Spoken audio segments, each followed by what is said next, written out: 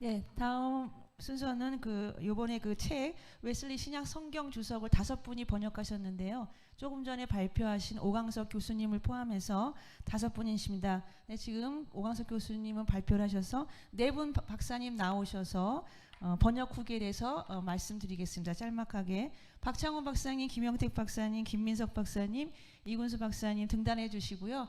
네, 그리고 간단하게 번역 후기 부탁드리겠습니다.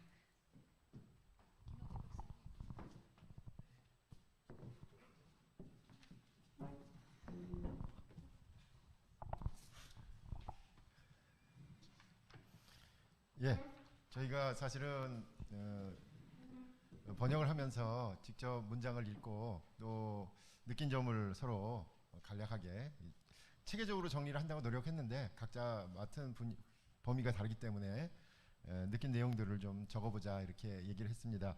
저는 서원하고 마태복음하고 마가복음을 번역을 했는데요. 지난 겨울에 번역하면서 느꼈던 부분들 본문에 나와 있으니까 쭉 보시면 되고요. 저는 첫째, 둘째, 셋째만 읽겠습니다.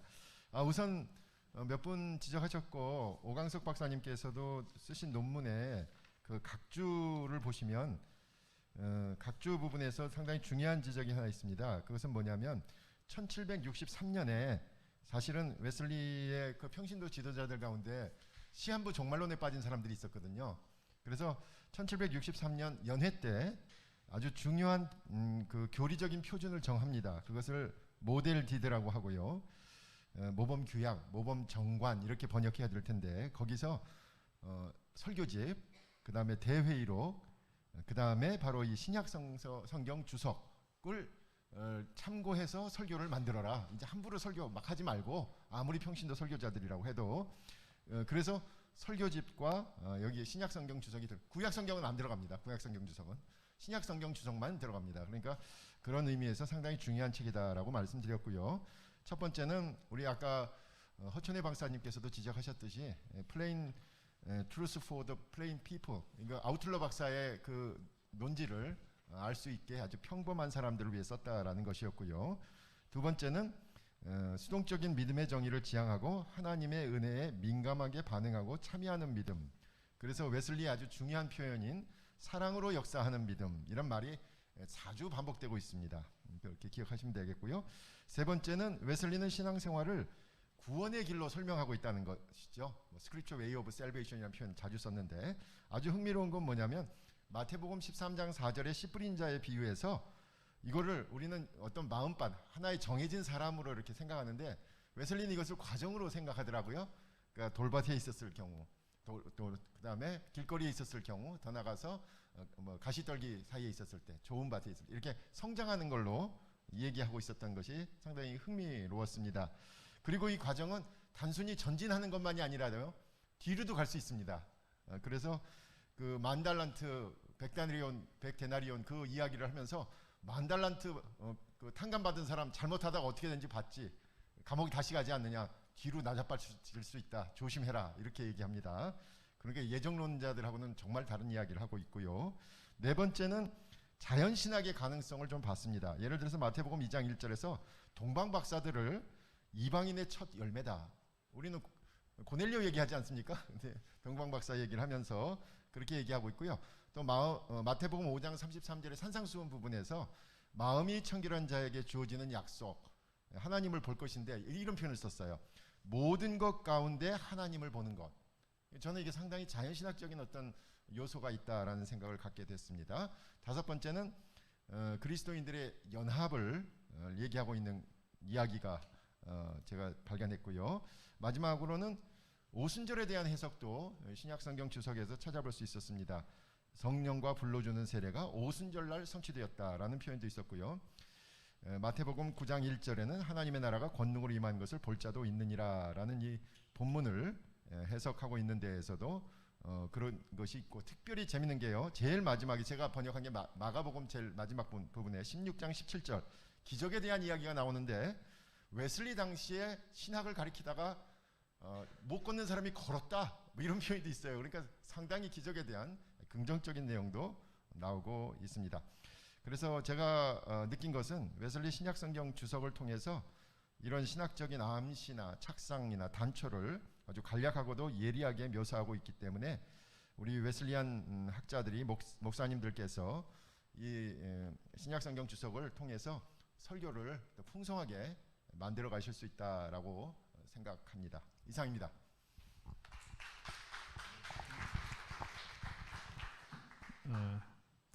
네, 저는 사도행전과 로마서를 번역한 김영택입니다. 저는 이제 사도행전과 로마서에 특별히 이제 구원론적인 관점에서 이제 웨슬리가 어떻게 주석을 하였는가에 초점을 해서 번역 후기를 좀 담아봤습니다.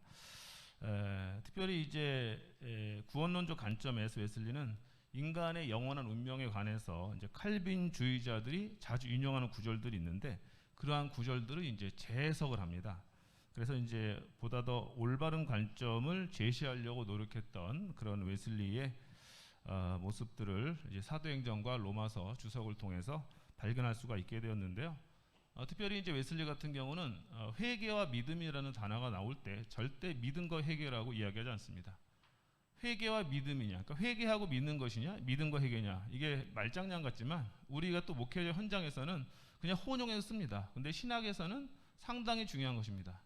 예정론자들은 하나님께서 예정하셔서 영원토록 예정하셔서 그 예정하신 자에게 믿음을 주고 믿음을 가진 자가 회개하고 이렇게 이 과정을 통해 나가는데 웨슬리는 그걸 결코 혼동하지 않는다. 그래서 선행적 은총을 통해서 회복되어진 양심을 통해서 복음의 메시지가 전달되었을 때 그가 회개하고 예수 그리스도를 믿는 것입니다. 그래서 repentance and faith 이 순서를 웨슬리가 항상 아주 정확하게 유지하고 있다는 사실들을 이제 사도행전과 로마서 주석을 하면서 이제 제가 발견하게 된 것입니다. 그래서 뭐 사도행전 5장 31절 주석이라든가 제 책에 제가 이제 그 번역 후기 기록한 것에 있으니까 여러분들이 거기를 참조하시면 되겠고요.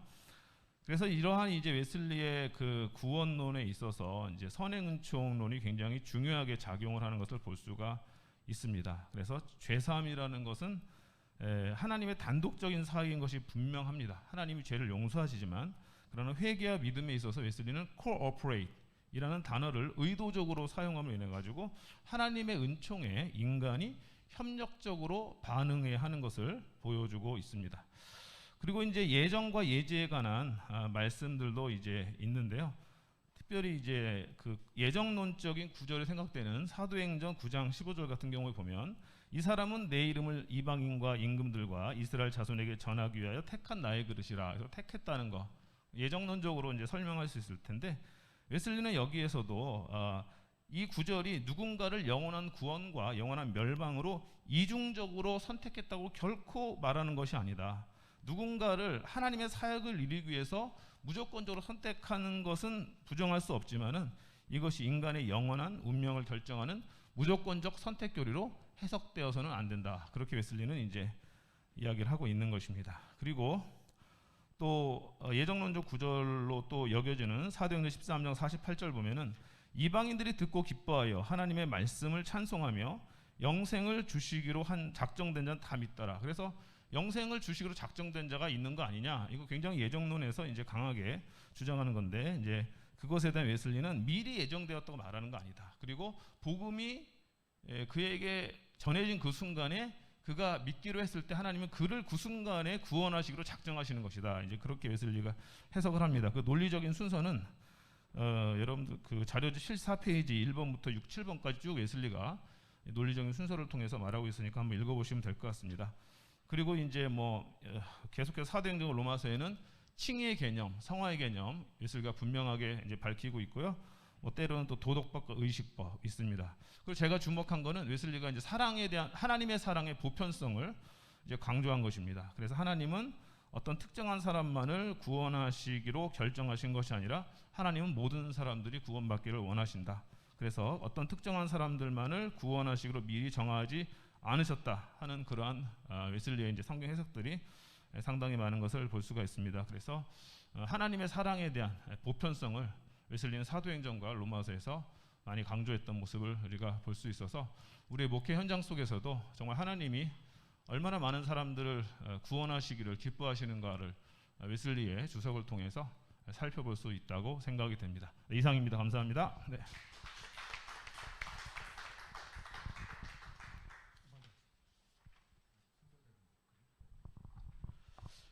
저는 요한복음하고 그다음에 고린도전서부터 디도서까지 번역한 이근수입니다. 저는 이 형식 포맷에 대해서 좀 이렇게 생각을 해봤는데, 웨슬리는 주로 각절에 나오는 단어나 어구를 해설하거나 단어나 어구 사이에 적절하게 첨가 첨부함으로써 독자를 이해시킵니다. 그렇지만 때때로 권면이나 권고를 넘어서 기원하기도 하고 기도하기도 합니다. 특별히 추가적인 내용이나 추론을 제시할 필요가 있을 때 문단을 바꿔서 설명하기도 하고, 특별히 웨슬리는 주석의 주된 독자인 목회자들, 설교자들을 주목합니다. 여기서 몇 가지만 그 예시를 보겠습니다. 요한복음 1장 14절을 가지고 실제 그 말씀을 그대로 써놓고 그 사이에 이것을 이해하기 쉽게 다 이렇게 여러 가지 표현을 넣었다, 첨가, 첨언했다, 이런 뜻이고요. 두 번째는 웨슬리가 역시 성경 대가답게 요한복음 3장 3절을 가지고 여기에서 7가지로 성경 전체를 담는 아주 귀중한 그런 이야기를 나눕니다. 정말 저도 깜짝 놀랐는데요. 세 번째로는 논리적 사고가 기본이 돼 있어서 추론하는데 능숙합니다. 그래서 고린도서 3장 13절을 가지고 연옥을 설명하는 아주 좋은 예가 나와 있습니다. 네 번째는 권면을 하는 부분이 참 많습니다. 보통 일반 그 주석과 다르게 권면하는 부분이 많습니다. 그래서 그 지금 예로 든 그 고린도서 후서 13장 13절 마지막 부분 462페이지 보면 우리는 그것에 대해 더욱더 공부해야 된다, 이런 식으로 권면을 하고요. 다섯 번째로는 요한복음 9장 7절 가서 실로암 못을 씻으라라는 이 구절을 가지고 기도를 합니다. 그래서 마지막 구절을 보면 당신이 선택하시는 대로 우리가 순종하게 하옵소서, 이렇게 기도하는 내용이 이 전체가 다 기도입니다. 지금 그 기록 예시로 되어 있는 것이. 그다음 마지막이 평신도 설교자를 중심으로 한 성직자 목회자들에게 특별히 관심을 갖고 그런 구절에 대해서 아주 그 유의해서 쓰는 걸 알 수 있습니다. 그래서 고린도서 3장 8절을 가지고 그 중간쯤 보면 축복기도만으로 담당하는 그들의 역할이 너무 초라하기 때문에 그들은 거의 언급될 자격조차 없다. 그들의 의지와 실천이 더욱 결합하길 기원한다. 그리고 마지막 부분에 보면 목회자들은 그들 자신을 위해서가 아니라 모든 것의 소유주이신 그 위대한 분을 위해서 신실하게 수고해야 한다. 이렇게 평신도 설교자들, 목회자들을 위한 음성이 나오고요. 바로 또 한 가지 예로서 지금 고린도후서 1장 24절도 마찬가지인데, 여기도 이제 성직자들을 요건 읽겠습니다. 우리는 빛을 바라본다. 그 빛으로 성직자들은 항상 자기 자신을 살펴보아야만 하며, 그리고 그 빛으로 성직자들은 다른 사람들에 의해서 존경받아야 한다.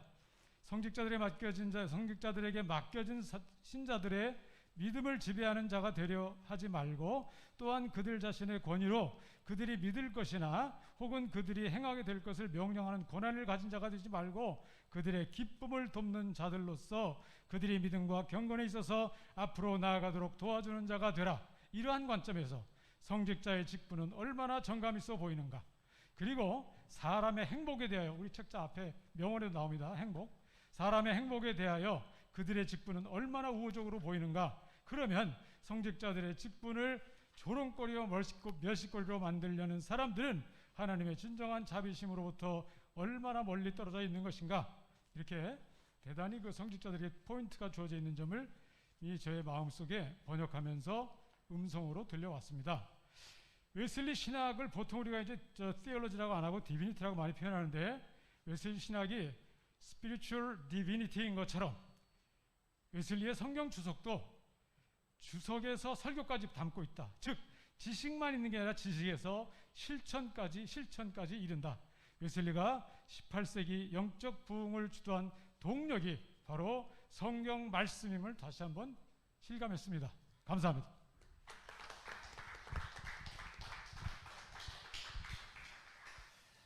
네, 저는 빌레몬서부터 요한계시록까지 번역한 김민석 목사입니다. 우리 양기성 목사님께서 1분 내로 끝나라고 하셔서 저는 한번 시도를 해보도록 하겠습니다. 히브리서에서는 제가 네이밍을 안 했는데요. 네이밍으로 설명을 하는 것으로 끝을 내겠습니다. 히브리서에서 제가 포인트로 잡은 것은 유대교와 기독교의 비교라고 보여집니다. 특별히 이제 기독교인들에 대한 강조가 있고요. 또 야고보서는 사도 바울의 칭의와 야고보의 칭의가 전혀 모순되지 않는다. 그래서 마지막에 보시면 행위에 의한 사도 야고보의 칭의는 믿음에 의한 사도 바울의 칭의의 결과다가 핵심 문장일 것 같습니다. 그리고 베드로전서에서는 예정에 대해서 좀 설명을 해놨습니다. 읽어보시면 될 것 같고요. 요한서신에서는 두 가지 주제를 잡아봤습니다. 하나는 원죄의 결과인 타락한 본성, 육신의 정욕, 안목의 정욕, 이생의 자랑에 대한 해설을 좀 소개했고요. 그리고 삼위일체, 요한일서 주의 삼위일체에 대한, 그런데 이제 그 신약, 그러니까 성서학자들이 이거 어디서 나오는 원문이 어디에 있느냐, 그러니까 헬라어 원문이 어디에 있느냐라고 얘기하거든요. 킹제임스 버전을 제외하고는 동일한 어구가 나오지 않습니다. 요한계시록에서는 계시록을 해석할 때 웨슬리가 제안한 것이 무엇이냐면 85페이지 중간에 보면 요한계시록을 주석할 때 일부는 신학적 강해를 하고 다른 일부는 역사적 해석으로 주석을 진행하는데 웨슬리는 이 두 견해를 합치는 것이 올바른 방법이다. 그래서 요한계시록 주석하는데 저는 교회사를 번역하는 줄 알았습니다. 절묘하게 신학과 교회사를 잘 이렇게 조합시켜서 이렇게 계시록을 해석하는 그 모습이 저에게는 상당히 인상적이었습니다. 읽어보시면 되고 88페이지, 87페이지에서 마지막까지는 종말론을 좀 소개해봤고요.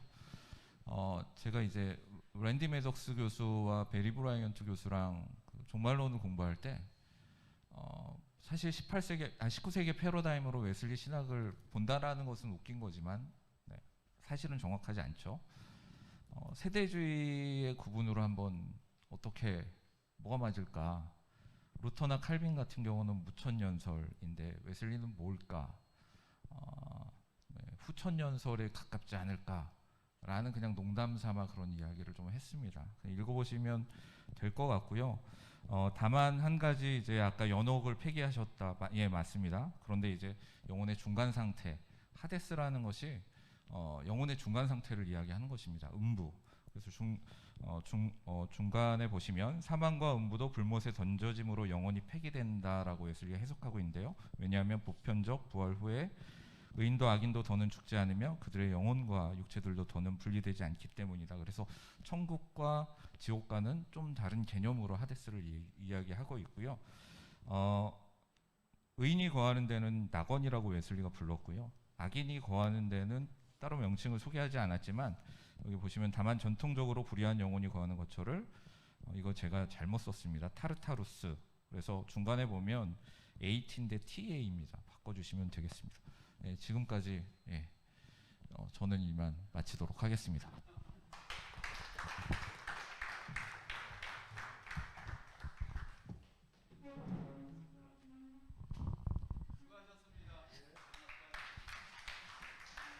네, 번역 후기를 해주신 모든 박사님들에게 감사드립니다. 네.